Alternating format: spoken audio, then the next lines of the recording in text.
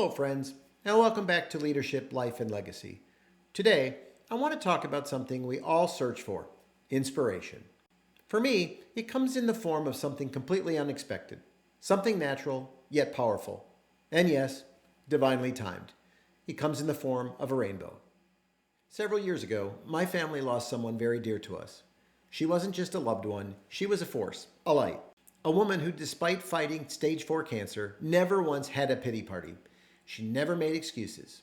Even in her most challenging moments, she found the good in every day.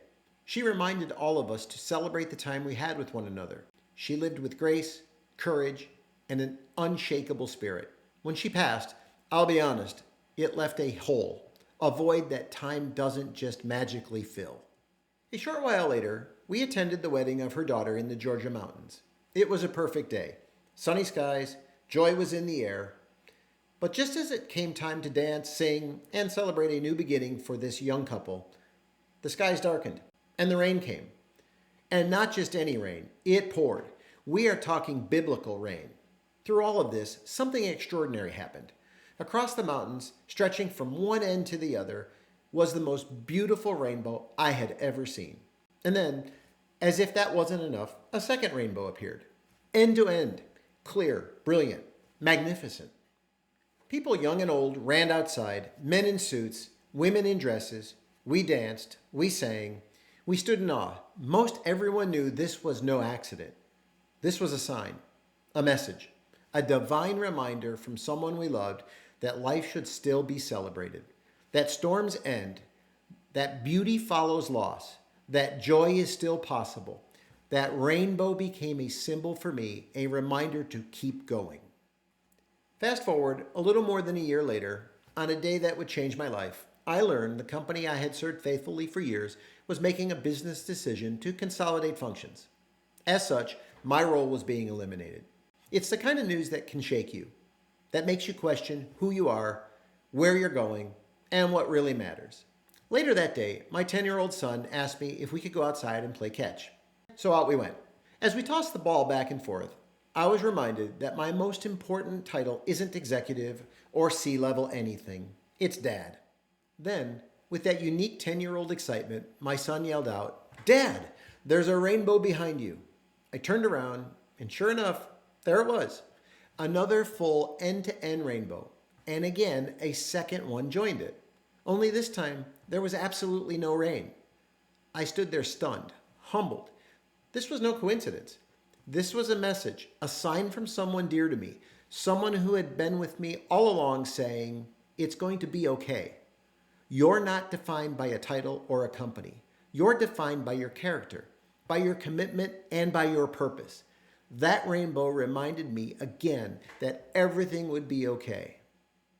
Now fast forward 2 months. I'm going to be vulnerable here. Even now, I still struggle to fully identify my professional purpose. I wake up every day between 4:30 and 5:30 a.m., ready to do nothing in particular. And I know that might shock some people. You see, I've served in executive roles, I've sat at the big table. But here's the truth. No matter your title, your level, your resume, never lose sight of the fact that you are a human with feelings, with fears, with doubts. Part of my personal ethos is to show up authentically, to be real, to let people see the human behind the LinkedIn profile and title. Let me give you a quick story to illustrate this.